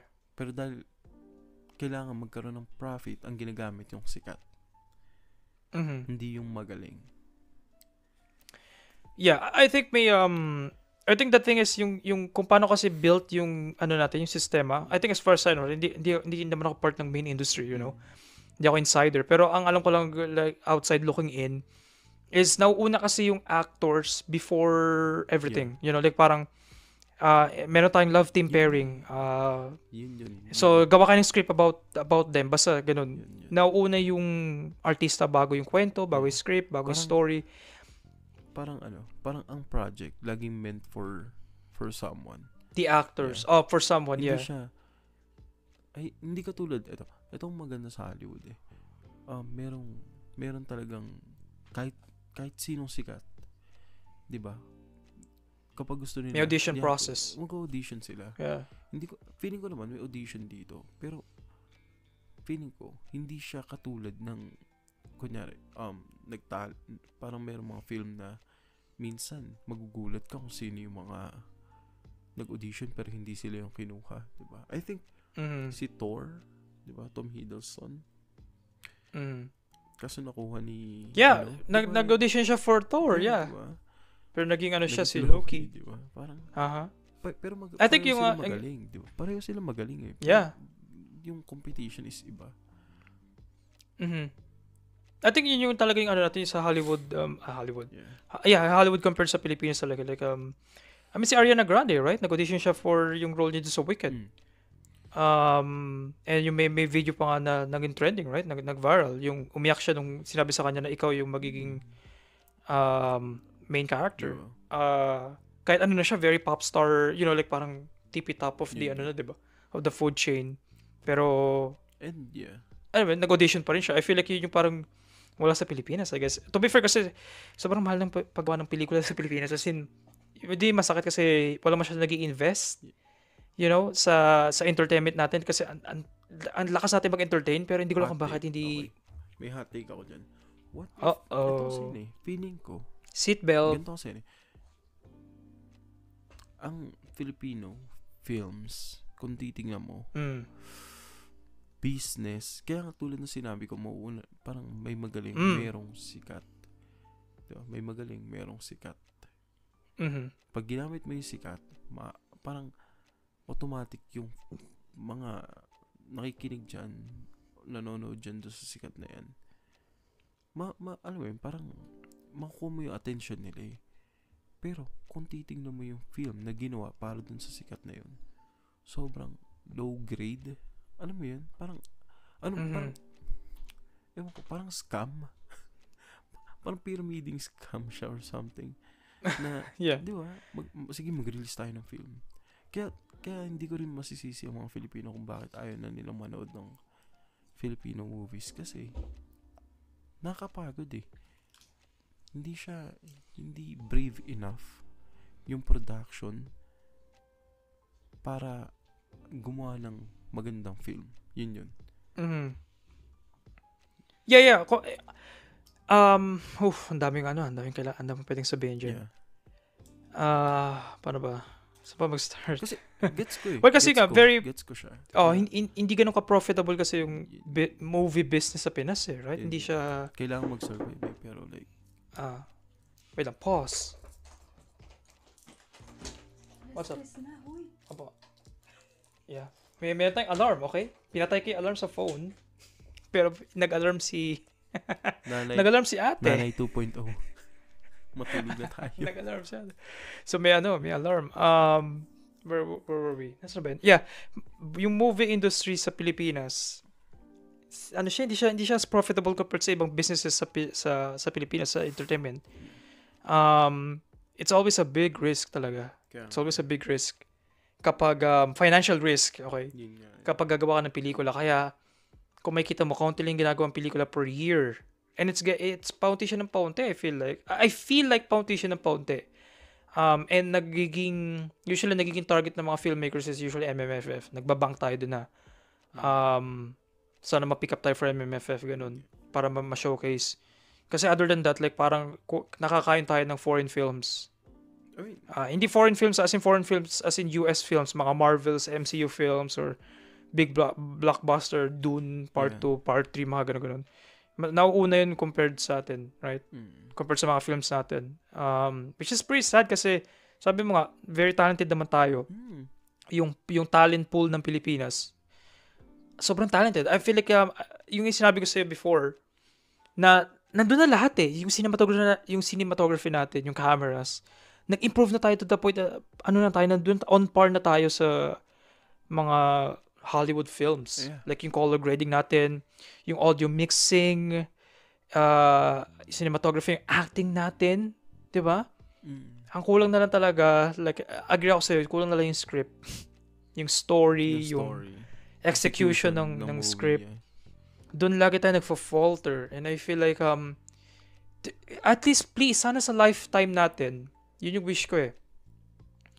Ma-nominate man tayo sa Oscar, kahit isang category lang, like parang may Filipino film na makapasok sa Oscars, right? Kasi kaya natin eh. Feeling ko talaga like deep inside sa aking puso, we can do it. Kaya talaga natin. Yeah. Meron lang kulang yung campaigning or yung story, hindi pa siya nandun sa quality na kailangan. Pero like, kaya I think kaya natin talaga. Feeling ko ito yan. Another hot take na sasabihin ko. Kailangan another seatbelt. Feeling ko kailangan ng maging ng production ng mga filmmaker na okay, maging matapang tayo for once. Gumamit tayo ng tanyag na artista, yung hindi pwedeng kasi ganito yan eh. Yung image dito sa Pinas ng mga artista, parang ano mo yun, parang let's say ganito.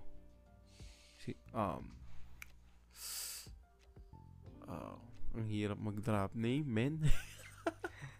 No, I gets ko yung sinasabi ko. Kumbaga like, yung, kasi yung film sa atin, hindi siya artistic exploration, hindi siya artistic, paano ba? Kasi artistic siya, pero, parang siyang politika ng Pilipinas. Parang, ewan ko kung bakit. Di ba, parang, yeah, kumbaga, may brand image pa rin yung actor na yun eh, right? And kung i-break niya yung mold, kung anumang mold yun, may threshold pa rin siya. May limit pa rin. Hindi siya, I feel like hindi mo ever makita yung isang very top tier actress or actor na may full frontal nudity, right? Yun yung gusto kong sabihin. Hindi dahil, parang ganun. pero yung tapang, hindi dahil kailangan, booby. Pero yung tapang, pero I feel like, na parang, the scene necessitates it. Parang ganun, yeah. I feel like parang we're seeing almost none of yung ganong klaseng, hindi siya kailangan gawin. Pero ito kasi, yung dedication nila para dun sa craft nila, feeling ko kulang. Actor ka, di ba?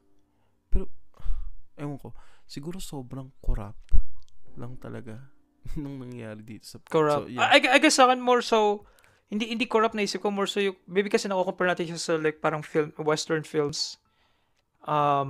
Kaya parang may malaking gap ng let's say commitment dun sa role. Yun nga. Pero kasi maliit lang yung Pilipinas, I feel like, like parang karamihan ng films is for profit. Diba? Doon ako nalulungkot. Yan yung reality na nakakalungkot. Which is wala, it doesn't make economic sense na gagawa ka ng artsy-fartsy film. Kasi mahal na yung ticket ngayon. As in, super OA mahal. Right? And so, maliit na agad yung audience mo nun. Makukuha mong market. What if gagawa ka pa ng artsy-fartsy film about, let's say, isang, like parang very artsy na premise ng pelikula na, kunya si Catherine Bernardo, nakasuot siya ng dinosaur costume the whole film. Pwede. Kasi about yun sa... kasi like parang ang meaning nun, parang artsy siya na like parang, walang masyadong dialogue, puro visual, lang, parang Burning, yung pelikulang Burning, kung alam niyo yun. Yung mga ganun, very slow moving, or the perfect day. Perfect Days, Japanese film. Pero let's say si Catherine Bernardo, siya, amusement park mascot. Tapos walang masyadong linya si Catherine Bernardo, wala siyang partner, wala siyang love team. Hindi siya masyadong nagsasalita. I feel like, or, pipili mo ba yon or yung, let's say, si Alden, gawa tayo ng sequel ng Hello, Love, Goodbye. Anong mas pipiliin ng producers, right? Kung ika yung mag-i-invest, Kasi at the end of the day, pa rin siya, it's a business, it's for money, it's for profits. Like, syempre pipiliin mo, okay, yung mas mag-make sense na, kikita tong latter part, latter na suggestion versus dun sa isa na maybe mas artistically fulfilling for the actor kasi magtatry siya ng bago. Yun nga. Pero, it's a sad reality na sobra. You gotta invest some money, man. Kasi parang yun din yung dahilan kung bakit hindi na rin siya kinakagat. Kasi well, dahil it's a subscription, I feel like, like parang hintayin ko na to sa Netflix, ma-release na. Pero wait, Hello, Love, Goodbye. Hello, Love Again, nasa Netflix na ngayon, I think. Feeling ko dun na rin kumikita. Diba? Like, that's it. Diba? I think yung distribution sa streaming sites, no? Dun na rin talaga kumikita. At least meron siyang second life, Hindi lang siya yung nawawala na tapos na. At least meron siya, okay, mapapanood ko pa rin naman siya eventually. Yeah. Pero yung idea na yun, right, yung papanoorin ko na siya eventually, yun yung patient tayo mga Pilipino. I feel like, hintayin ko na lang. Kaya ko naman maghintay. Sana I feel like doon tayo, malakas tayo doon. Sana magkaroon ulit ng film na parang Magnifico. Yung mga ganong films, right? Ewan ko. May hope ako sa Quezon, right? Yung trilogy ng General Luna tsaka Goyo. I think it's a political satire daw or parang mas maglilin siya sa dark humor, black comedy basically, parang ganyan. That's what I'm saying. So doon ako excited, malay mo, like yung film na yun, 'di ba, na makapag-Oscar. I don't know, may potential right? May potential kasi very high quality work yung Goyo and yung General Luna. Yeah. Yun yung yun yung feeling. So doon ako very hopeful. Actually, kaya na-enjoy din siguro ng Filipino yung General Luna or let's say yung Goyo. Kasi kakaiba siya. Or dahil siguro based on true story siya. Kaya Pero iba yung shoutout sa Artikulo 1. Magaling talaga sila mag-execute ng Parang hindi for sure. Dun sa Goyo and sa General Luna. Na-enjoy ko siya. Na-enjoy ko talaga siya. Super din. Yeah, I feel like dahil hindi lang siya historical. I feel like yung execution din nung pelikula yun, like parang they took great care talaga sa characters and sa writing. Like nag-focus sila sa writing and dun sa paano ba? In a world where demystifying yung myth ng heroes, like mga national heroes natin. Let's say si Goyo, right? Like yung idea kay Goyo before is nakasakay siya sa kabayo. Yun yung kwento sa atin nung elementary, di ba? Namatay siya na lumalaban na nakasakay sa kabayo. Pero sa historical, like parang mga murmurs, yun ang sumilip daw siya. And na headshot. Tinama. Yeah, yung parang na-demystify yung nangyari. Na-humanize rather yun. Na-humanize yung mga national heroes natin. Nakaka-relate tayo. Kasi hindi sila yung mga parang icons na parang yun, nakikita natin yung national heroes natin as yung yung icons or yung message, yung nakikita natin, hindi yung person. Yeah. So it's great na itong films ito, magiging 3 si Quezon, right? Na may himanay sila, like parang yung mga choices nila sa history, hindi lang siya nabasa sa papel, like tao yung gumawa ng mga choices na to that eventually will lead us sa 2025. Kung ano man yung nangyari sa atin this year sa Pilipinas. Pero, alam mo yun, maganda yung atake talaga nila dun sa history. Yeah. Kasi fallible yung characters talaga.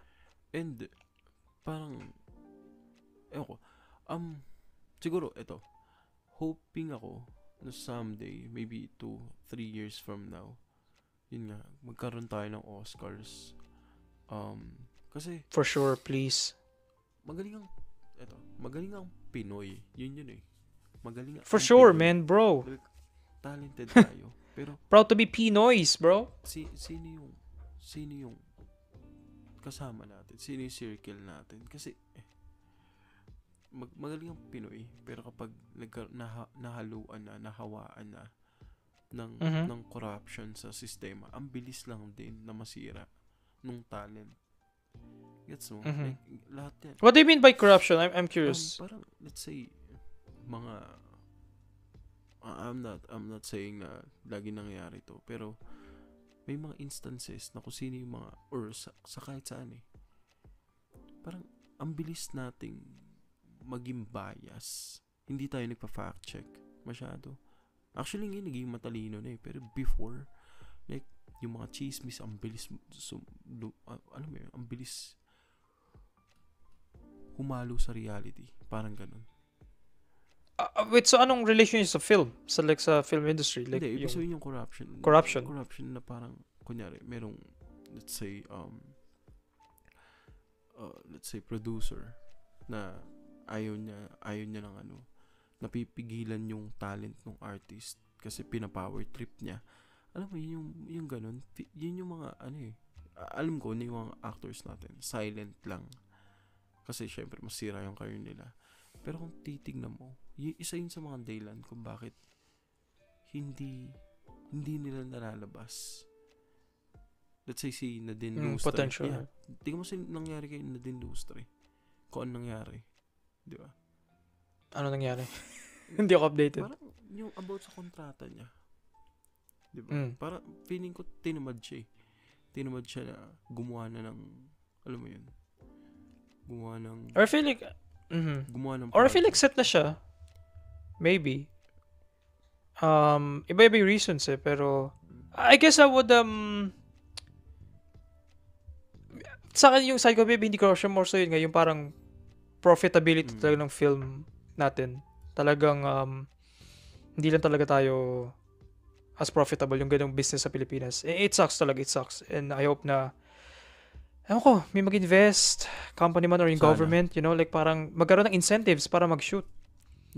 Dito sa US, may mga incentives yung, may mga states here na kapag dito kayo nag-shoot sa state namin, at this particular state, may parang like lesser tax, ganun kami, may tax cuts or sana sa Pinas may ganun din incentive na, hey, pag nag-shoot kayo at this location or pag nag-shoot kayo at this current, parang, to cultivate yung filmmaking sa Pilipinas kasi ang daming, maybe kasi sa akong person, mascom ako, ang dami dito may gustong sabihin talaga na mga, marami akong naging kaklase, mga, kabatchmates na nandun yung skill eh, nandun yung passion. Yeah, nandun. Pero yung opportunity lang talaga, like parang I feel like, lead ng chance. Yeah. Parang lead ng chance, right? And usually, teatro yung nagiging daan bago ka makakuha ng roles na kumbaga parang halos impossible maging breakout star, right? Na parang meron bang pelikula dito unknown actor yung ikakast, right? Yun yung parang I feel like yeah. Yun yung hinahanap ko na parang hindi, for sure, yeah, parang hindi na siya yung hindi mo siya kilala pero biglang dahil sa audition process ganun. Yun, parang I feel like may sadness din. Kasi nga, parang hindi siya profitable eh. Hindi ko siya nakikita as profitable talaga eh. Again, yung sinabi ko lang, kung ganito na yung mura yung prices ng tickets, right? Yung presyo. Tapos may unknown actor at this unknown story of a film pa, na artsy-fartsy. Papanoorin mo ba yun as a family? Hindi eh. Hindi tayo... Like, ganito kasi yun eh. I mean, ito, in my, own opinion lang naman to. Kapag maganda yung film mo, word of mouth, mag-i-spread yan eh. Kahit sinong gumanap dyan, pag sobrang ganda ng film mo, hayaan mo, magtiwala ka lang, word of mouth, panonoorin yan. Kasi, sobrang mabilis may impluwensya ng curious ang Pilipino eh. Yun yung nakakatawa sa atin. Curious ang Pilipino na kapag, kunyari, uy, napanood mo ba? Let's say, rewind. Let's say, hindi kilala yung uy, ano mo ba? Ganito ganyan, yung rewind. At parang yun nangyari sa rewind, di ba? Word of mouth lang din yun eh. Like, nagpo-post, naiiyak ako ganyan. Oh, tingnan mo naman yung kinita nila after that. Di ba? Record breaking. Yung profit is nandyan naman yan. Parang mas maliit pa nga yung chance na kumita sila using the same artist, using those, yung mga famous actors, pero pangit naman yung story. Kasi minsan nga nagagasgasan pa nga yung image ng famous actor eh, 'di ba? Ay, ganito, like parang yun? Parang Ryan Reynolds nung ginawa niyong Green Lantern, 'di ba? Parang sobrang hate na. Naging na-touch sa record niya yun basically. Parang ganun, 'di ba? Ewan ko, so na-miss ko na manood ng Filipino film. Yun lang yun. Pero wala pa rin. Wala talaga. Ano ba yung last na Filipino film na nagustuhan mo? Hindi ko na maalala. Top of your head. Like ano yung... Ha? General Luna. Tagal na nun Yun na nga. Tagal na nun. Damn. That's pretty sad. Kasalanan ko kasi rin. may mga good films pa rin naman here and there. Kasalanan ko rin. Kasi hindi ko ewan ko. Hindi ko hinahayaan na parang hindi ko rin trip na manood ng Filipino movies. Kasi nga, konti lang yung, alam mo yun. Eto, I'm sorry. Pwede mo i-cut to sign. Kung tingin mo hindi siya maganda sa yung rewind, ang dami nagsabing maganda siya. Pero for me, parang,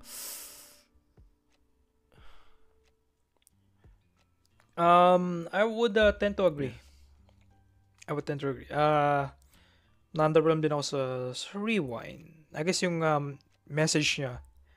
I'm sorry, pero parang appeal to pity siya. In a way. Appeal to emotion ba or something, pero parang hindi. And I don't know, yung acting ni Ding Dong, it didn't impress me. Didn't impress me. Yung mga, yung jokes nila, like parang, yes, yung jokes na hindi maganda. Hindi siya funny. Hindi siya. Yeah. I would agree, like, yeah.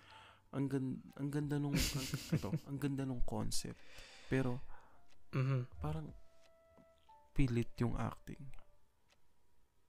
Yeah, may something kay Ding Dong, yeah. I don't know. Like mas and ang weird kasi ang nababasa ko usually si Marian daw yung weak part nung film. Si Marian daw. Pero ako like yung pinanood ko siya. And pinanood ko rin yung Balota, si Marian Rivera din yung bida doon. Maganda ba? I don't know. I think Marian's okay. I think Marian's a good actress. Okay ako kay Marian. Hindi ako na-off-put sa acting niya dun sa Rewind. Kay Ding Dong ako more so kasi yung comedic chops ni Ding Dong. Kasi may mga scenes na meant to be comedic, you know, dahil sa delivery or sa on paper sa script is dapat funny siya pero I guess kung paano dinideliver ni Ding Dong, like it didn't really fit yung character. Para sa akin, like doesn't fit yung sinasabi niya sa acting ni Ding Dong. So like parang, di ako natatawa. Pero I get na dapat nakakatawa siya. It's an acquired taste for sure, yung film niya.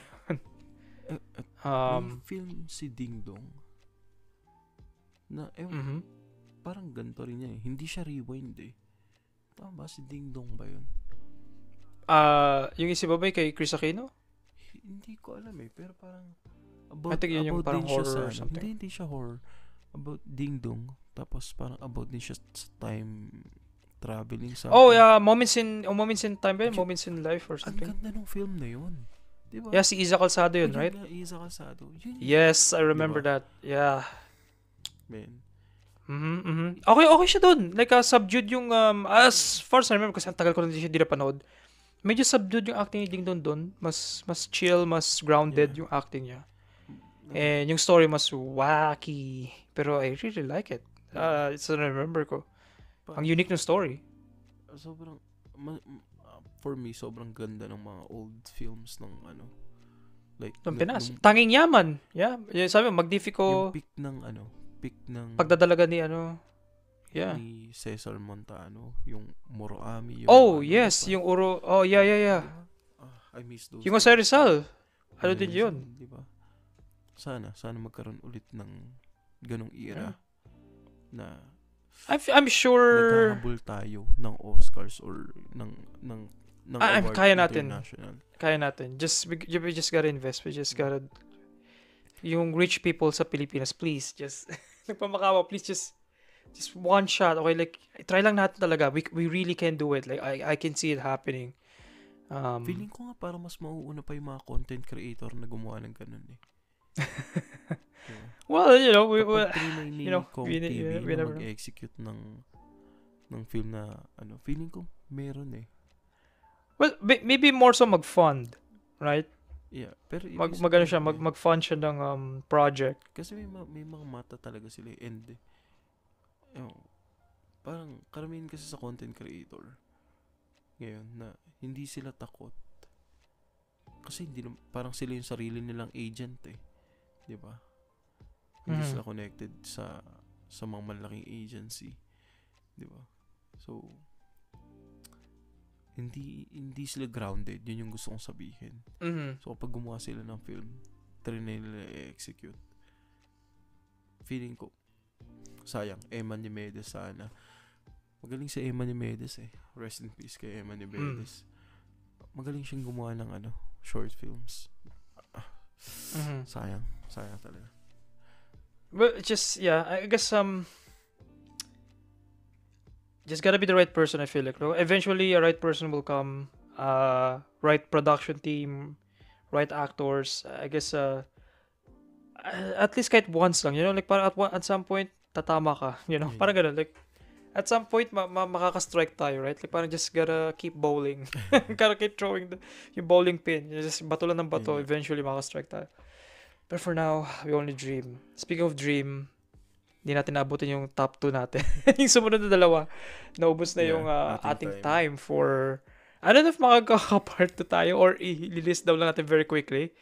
Kasi hindi natin masyadong explore. Pero maganda yung naging discussion natin, Ang dami nating segue. Pero to the point na nasa gubat na tayo, wala na tayo doon sa main road. Yeah. Pero I guess to finish lang para let's make closure, right? I guess naging listahan ko. I guess lang natin speed run, right? Go. I guess yung akin yung nag-favorite ko yung 12 Angry Men, Back to the Future, Palm Springs. Yeah. And Isa Pa with Feelings. Filipino, okay. Yes, sir. Yes, Filipino film. Di ko na kayang i-elaborate kasi I feel like magiging 1 oras yung Palm Springs and magiging 2 oras yung Isa Pa with Feelings. I feel like tinipid ko yung gustong-gusto kong i-share na favorite film ko. Pero yun yung nasa letterbox ko. And just, Palm Springs, perfect script, science fiction, time travel. I guess dalawang theme ng time travel, right? Yung Back to the Future din. Meron ako, I guess yung taste ko is about naglilin sa science fiction or sa more so sa parang fictional na settings, right? Gusto ko yung mga ganun, yung in-explore yung mga ganung stuff na hindi grounded siya pero fantastical yung concept pero grounded yung characters. Very funny. Clever yung writing and yung actors, right? Very funny. And Isa Pa with Feelings, Main Mendoza, Calokino. I am mind blown. I am super mind blown dun sa first time ko siya napanood. I said out loud. I remember. I said out loud, pinanood ko siya. Na, don't fuck it up. Please, please, please, please, please don't fuck it up. Yung scene na nagte-text sila sa building. May lumalabas sa text box tapos dalawang building lang. Doon ako nag-wish out loud. Dinasal ko. Please, please don't fuck it up. Please. Ang ganda ng pelikula. And they hit the ending. Tama yung ending. Like parang yung nakuha nila yung ending and I'm pretty satisfied. Ewan ko kung nagustuhan mo siya kasi pinanood ko sa'yo. Pinilit kong panoorin mo. Very mature yung film. Competently written. Characters were awesome. Ang ganda ng well-written yung characters. And Ang ganda nung ano, ang ganda ng chemistry ni Carlo Aquino. Carlo Aquino, like, bias na ako sa kanya. Actually, magaling si Ang Carlo dami, Aquino. yes, ang dami niyang pelikula na super trip ko. Magaling siyang actor. Kaya, So, bonus pa yun. si Carlo. So, yeah, yun. Disappointed Feelings, very awesome. Solid. Actually, maganda yung ano. Ako, Saving Private Ryan. Pursuit of Happiness. There we go. Pursuit of Happiness. There we go. Yun yung film na tissue, tubig, nood. Hydration, yeah. Kailangan Tissue, hydration, tubig, yeah. nood. Yeah, super, yeah. Yun yung slow siya. Pero reality, gano'n kasi ko eh. Pag tinatouch talaga yung reality, talagang, okay, fine. Ganun ako. Yeah. And I feel like based on, ano kong person, napansin ko sa'yo. Based on real events yung nag-gravitate ka mga favorite films mo, right? Kasi parang, ewan ko, siguro, tsaka mas na-motivate ako, mas nai-inspire ako, knowing na totoo sila. I mean, hindi to, syempre, may touch pa rin ng, pero, yung events, di ba? It's so good. Ano pa ba? Eto, okay. May recent film akong pinanood na sobrang ganda, nakakatawa. Anora. Anora. Oh my God. You suggest Anora. Bro, oh guys. my God. Anora. Bro, by the time na i-release tong episode na to, may Oscar, tapos na yung Oscars. Kasi ating March na yung Oscars. I hope nanalo. Kaso i-release tong episode na to March 14, pero nire-record namin to February. Yeah. February pa. So, I don't know kung nanalo yung Anora, pero sana. dude, I super, bro, Anora sobrang solid. Wala. Sobrang solid. Just watch it. I feel like, yun lang hindi namin spoil. I feel like ayaw kong spoil kasi it's a very new film. Pero please watch it. Please, for the love of lahat ng loves, panoorin niyo Anora. Panoorin niyo. Watch it. It's a film na sobrang solid yung characters and ang galing ng Mikey Madison, bro. Very solid acting. Ewan ko. Ang galing. Very compelling character. Yung mga characters kasi talagang complex. So, ewan ko. Ang ganda. Panoorin na lang. Yeah. Maganda. Yun lang. Sabi, sintas kamay, maganda. It's a cinema. You know, like, yun yung boto ko for Best Picture, please. Kasi it's so good. Emotion ang mararamdaman nyo dun. Yes, for sure. Like, sobrang ng script. Like, it can, yung genre niya, pabago-bago, right? Like, ang galing. Mapapaganong ka. Yes. Yeah, man. Ito, last. Meron tayong isa na film na pinag-agrihan. 12 Angry Men. 12 Angry Men. Interesting. Wait, may sabi ka bang film? Akala ko, pagkatapos ng Saving Private Ryan, may sinabi ka pang isa or sabog ako? Wala. Maybe sabog na ako, right? After kasi ko. gabi na dito. After ko. Crazy. Ikaw yung diba? Tapos. Ako may nag-segue. I think sinabi ko yung Back to the Future. Diba, una ako. Ay, una ka. Ako. Tapos ikaw na. Tapos nag-stop na tayo doon? Nag-stop na tayo doon. Nagbato-bato na tayo ng film. 12 Angry Men din. Interesting. Hindi siya interesting. Maganda talaga siya. No, I mean, ang dami mo kasing film na, you know, like parang, actually, gusto ko sabihin Lord of the Rings. Pero kasi parang, maganda Lord of the Rings. Maganda, para sa akin, childhood film, Narnia, Titanic, ang daming magagandang film Narnia, out there. Na talagang, alam mo yun. Pero, pagdating sa film, mas gusto ko yung napapaisip ako. Parang Prestige. The Usual Suspects. Dude, Prestige. Diba? Dude. Yes. Sobrang mga solid films na Pero, 12 Angry Men. You're right, bro. 12 Angry Men. You're right. 12 Angry Men. Sobrang solid. Na-push ko sa'yo 12 Angry Men. Oh. Kasi like, I think ang original list mo is at Lord of the Rings, right? Kaya yung kasama dyan. Nagulat ako na sinabi mong, wait, 12 Angry Men. Minabago, minatanggal. Man, pero yeah, it's I'm just Anora. amazing. may seat talaga siya sa table ko. May seat yung ano, yeah. I guess sa akin yung baby ko, 12 Angry Men, of course, kasi pero, Palm Springs may bias ako sa Palm Springs, man. Like, sinulatan ko siya ng thesis. Sinulatan ko siya ng paper nung college. Like, ganun ko siyang like, nagkaroon ako ng character study. Yun yung naging paper ko, for a project, dun sa isang subject, sa isang course. As in talagang, hinata ko yung kapartner ko. Kasi, sabi ko, ito yung gagawin natin, okay? Panoorin mo yung Palm Springs, idadissect natin yung character. Yeah. Tapos parang ginawa ko siyang yung iba't ibang types of nihilism. Parang gano'n. Okay. Basta exploration lang of like yung philosophy. Parang it's just a film na I was mind blown na napanood ko siya nung una. And na-discover ko siya dahil sa Twitter. Parang Dahil sa Twitter. Nakita ko yung post na what if we hate each other?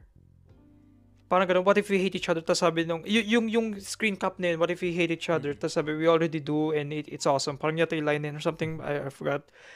Pero like, doon lang sa shot na yun, parang tapos nakita ko sa comment, anong film na to, Palm Springs? That's it. Yun lang yung only nag-push sa akin na, okay, mukhang papanoorin ko to kasi cute. Pero hindi lang siya cute. Like, hindi lang siya cute. Like, I feel like, yun yung apat na pelikula lang yan, nagsiselos ako. Kasi gusto ko sana ako na lang nag-isip ng story na yun. Alam mo, yung ganun na envy na like may hanga. Right? Parang kumbaga na-inspire ka yun. Parang gusto mo yun yung maging goal mo, maging masulat or ma-create eventually. I feel like, yeah, like, yung sana kahit kalingkinan lang nila ng ganung klaseng bar of quality. Para sa akin personally, like please sana ma-reach ko yun kasi sobrang nakaka-inspire na yung mga ganung stories para sa akin. And more so, naglilin ako sa characters. Sa dynamic ng characters, right? Yung 12 Angry Men, yung Back to the Future, yung chemistry ng characters, dun sa characters talaga ako nagfo-focus. Masasalbay pa na story ko yung characters na bubuhat niya yung buong pelikula para sa akin. Basically, parang yun yung point ko. Yeah. Ang dami nating segue, pero ako, gusto ko lang we made it. Gusto ko lang i-promote, pero gusto ko i-push yung viewers natin or listeners natin. Please, panoorin nyo yung 12 Angry Men. Yun yung film. Yeah, I feel like, nagulat ako kay Jabez kasi na 12 Angry Men din siya. Kung alam nyo, yung sculpture na The Thinker, magiging ganun kayo after. Yeah. Ganun Yeah. siya kaganda. It's just one of those films, no? The GOAT. Kaya, kung titignan It's one of the GOATs. Kung titignan nyo, dun sa set ng, Pursuit of Happiness, Saving Private Ryan, 12 Angry Men, Anora, iba-iba siya na ng life. Mm-hmm. Di ba? Mm-hmm. Iba-iba siya. Pero, yung lesson na gustong sabihin ng every film, parang, sobrang, kinilabutan ako nung pinanood ko yung Saving Private Ryan, yung Anora, 12 Angry Men, naalala ko yun, medyo tipsy na tayo pero napaganyan pa rin ako after parang yeah okay, dapat ganun ako mag-isip, dapat ganun sobrang ito ang maganda sa film, kailangan kapag ito kasi pag pangit yung film tas trinay mo panoorin, alam mo yun, kung di mo siya iisipin, minsan may i-influensyahan ka niya Kaya ako, sinasala ko talaga yung pwede kong panoorin. Or yung gusto kong panoorin. Kasi hindi lahat siya magandang i-absorb ng, alam mo yun, and ewan ko, yun lang yun. Kaya, No, yeah, for sure. Sobrang powerful ng like filmmaking. Yun nga. Ng art of film. Like, I feel like kaya din tayo sa rant natin na nakain yung buong discussion ng Letterboxd kasi like parang passionate kami dalawa ni Jabez sa like parang sa films. Ito yung nagagawa ng film sa atin, sa society. Medyo cheesy sabihin pero like parang it sucks na yun yung na-underappreciate sa Pilipinas. Diba? Yeah. Tinamad sa US, like sobrang laki ng investment nila sa entertainment industry nila. Kaya nga nag-boom na ganito kalaki yung MCU and yung mga franchises yung sa Disney, right? Ang laki ng investment sila kahit na maraming nalulugi. Kasi like may something about it. May something sa films na like hindi lang siya money-making machine, but kundi like parang yung it's a vehicle for artistic expression. Kumbaga na parang hindi mo na accessible artistic expression, 'di ba? Na hindi mo makukuha sa iba. Compared sa ibang visual art forms. I feel like yun yung na-underutilize talaga sa Pilipinas. Yung talagang hindi masyadong nagagamit yung filmmaking kasi ang daming magagaling talaga left and right. Yung sabi mo, sa SOCMED din.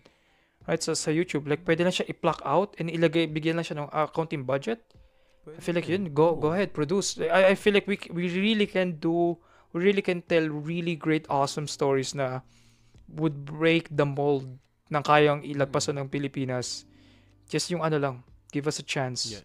Hopeful give yung creators a chance sa Pinas, like, I'm very hopeful talaga na makaka-Oscar tayo sa lifetime natin dalawa, like parang sooner or later we'll see it. As in, it's only a matter of time. Hindi siya if, it's a when. When.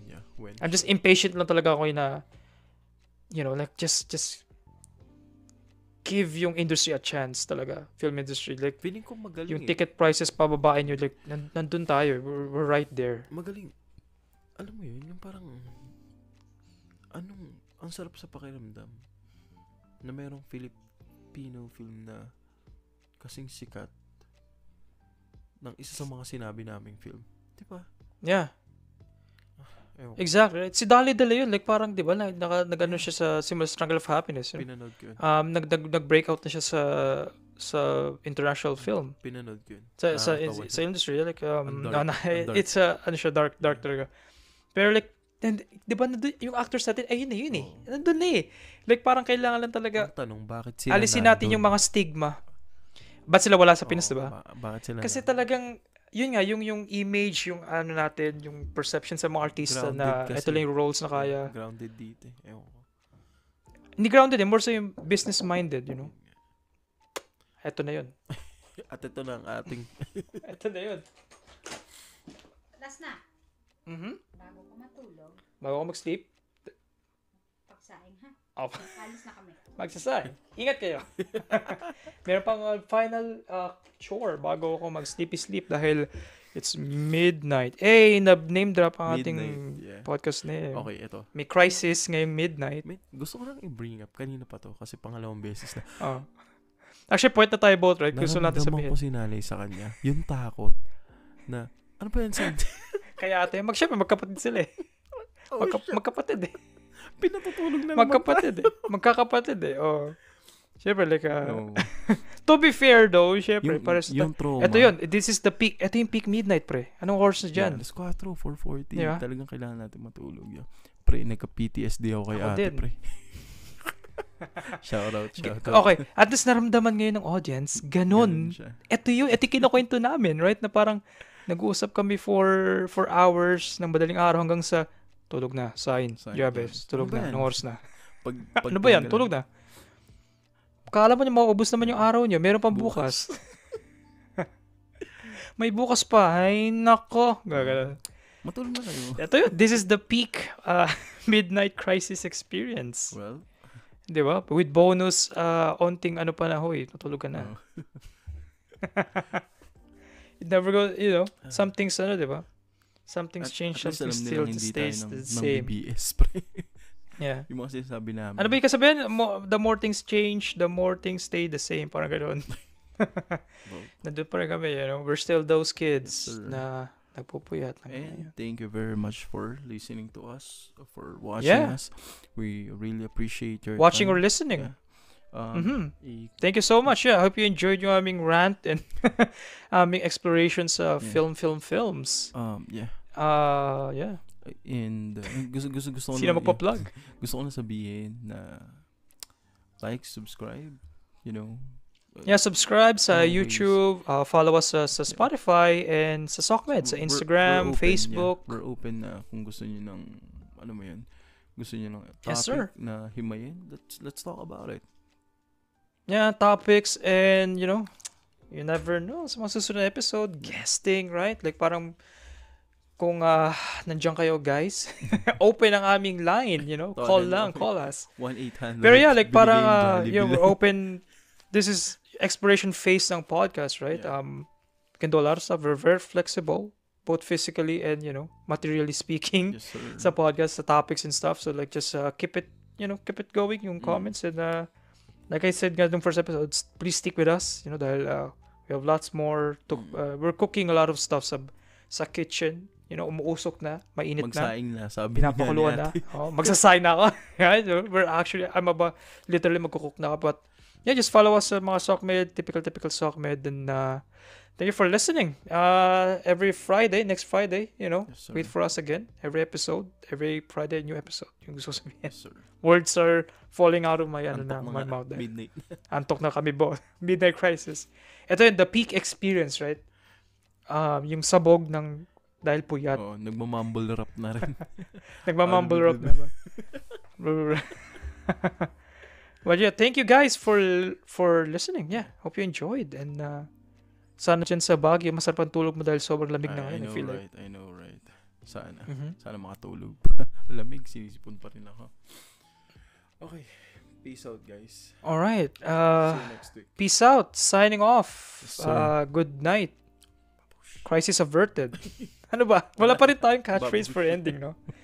Babush lang. Stop Bye. recording na. Bye-bye. Bye. Stop recording. Bye, guys. Mwah.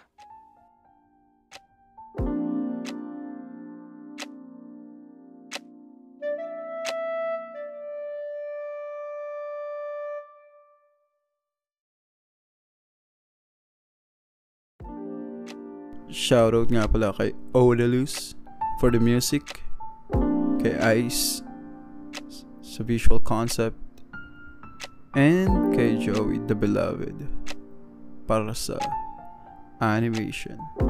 Well, magluto na ako.